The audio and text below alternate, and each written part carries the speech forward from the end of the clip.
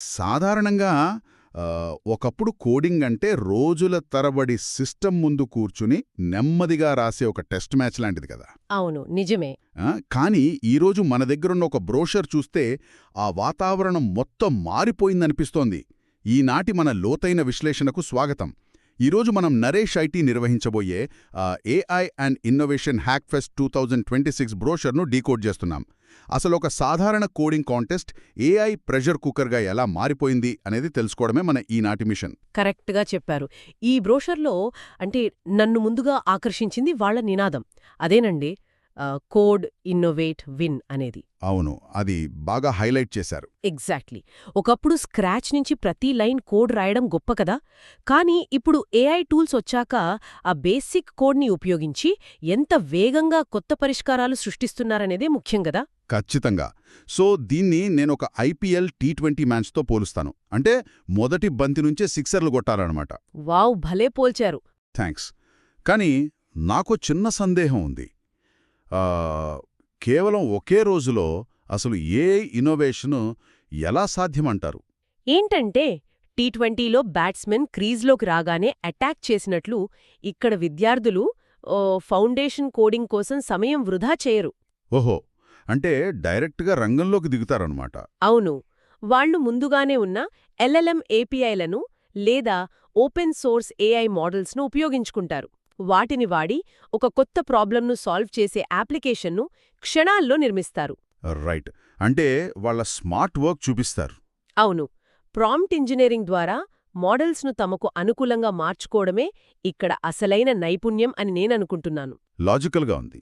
అంటే మార్చి 28, 2026న జరగబోయే ఈ ఈవెంట్ నిబంధనల్లో నన్నొక విషయం బాగా ఆశ్చర్యపరిచింది. ఏంటది? ఇది కేవలం నరేష్ ఐటీ విద్యార్థులకు మాత్రమే అని బ్రోషర్లో స్పష్టంగా రాసి ఉంది. అంటే ఇదేదో టాలెంట్ పూల్ను పరిమితం చేసినట్లు అనిపించడం లేదా మీకు? పైకి అలానే అనిపిస్తుంది. అవును గదా. అందరికీ ఓపెన్ చేస్తే ఇంకా అద్భుతమైన ఐడియాలొస్తాయి కదా. అసలు దీన్నెందుకిలా రెస్ట్రిక్ట్ చేశారు? సో దీని వెనుక ఒక బలమైన వ్యూహం ఉందనే చెప్పాలి. ఇది ఒక రకంగా చెప్పాలంటే ఇంటర్నల్ టాలెంట్ ఇంక్యుబేటర్ లాంటిది. ఇంక్యుబేటరా? అవును. బయటి వాతావరణం లేదా ఇతర సంస్థల వనరుల ప్రభావం లేకుండా కేవలం తమ సంస్థలోనే నేర్చుకున్న విద్యార్థులను ఒకే వేదికపై అంచనా వేయడానికి ఇదొక పర్ఫెక్ట్ ల్యాబ్ అని చెప్పొచ్చు. ఓహో, అర్థమైంది. అందరికీ ఒకే రకమైన శిక్షణ ఉంటుంది కాబట్టి వాళ్లలో ఆ ఏఐ టూల్స్ను అత్యుత్తమంగా ఆచరణలో పెడుతున్నది ఎవరనేది ఎలాంటి బయాస్ లేకుండా స్పష్టంగా తెలుస్తుంది. సూపర్బ్. అంటే ఇదొక యాపిల్స్ టు యాపిల్స్ కంపారిజన్ అన్నమాట. సరే, ఇప్పుడు ఈ ప్రెషర్ కుక్కర్లో వాళ్ళ నడిపించే డ్రైవింగ్ ఫోర్స్ ఏమిటో చూద్దాం. ఖచ్చితంగా. మార్చి 26 లోపు బ్రోషర్లోని క్యూఆర్ కోడ్ ద్వారా రిజిస్టర్ అవ్వాలనేది వీళ్ల డెడ్లైన్. ఇందులో గరిష్టంగా 3 సభ్యులతో లేదా ఒంటరిగా కూడా పాల్గొనవచ్చు. రైట్. గెలిచిన టాప్ 5 టీమ్స్కు ₹25,000 వరకు క్యాష్ ప్రైజెస్ ఉన్నాయి. అలాగే పాల్గొన్న ప్రతి ఒక్కరికి సర్టిఫికేట్ కూడా ఇస్తారు. అదే చాలా మంచి ప్రోత్సాహం. అవును. అయితే ఆ డబ్బు మొత్తం నాకే కావాలని ఒక లోన్ వోల్ఫ్ లాగా సింగిల్గా వెళ్లడం మంచిదంటారా? ఎందుకంటే ఏఐ మోడల్స్ అన్నీ మన చేతిలోనే ఉన్నాయి కదా అని. ఏఐ టూల్స్ ఉన్నా కూడా ఒక ప్రోడక్ట్ లాంచ్కి కావలసిన స్పీడ్ లేదా విభిన్న కోణాలు సింగిల్ పర్సన్కి ఉండకపోవచ్చు. ముగ్గురుంటే బ్రెయిన్ స్టామింగ్ బాగా జరుగుతుంది. నిజమే, ఐడియాస్ బాగా వస్తాయి. అవును. కానీ ఇక్కడ మనం గమనించాల్సిన అసలైన విషయం ఆ ప్రైజ్ మనీ కాదండి. మరేంటి? ఈ ఈవెంట్ను ఇండస్ట్రీ ఎక్స్పర్ట్స్ పర్యవేక్షిస్తున్నారు. 24 గంటల్లో ఒక ఏఐ టూల్ను బిల్డ్ చేసి టెక్ లీడర్ల ముందు డెమో ఇవ్వడం అనేది ఒక హై స్టాక్స్ ఓపెన్ ఆడిషన్ లాంటిది.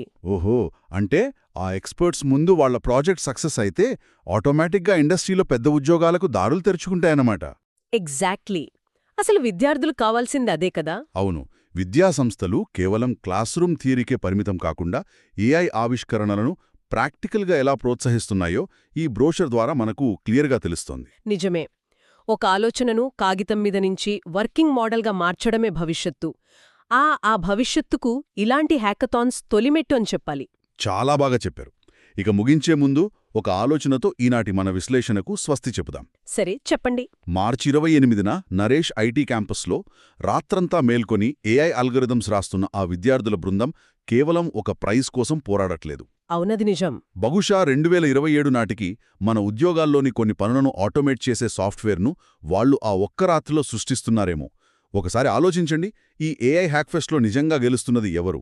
ఆ స్టూడెంట్సా, లేక వాళ్ళు సృష్టించే టూల్స్ను వాడబోయే టెక్ ప్రపంచమా?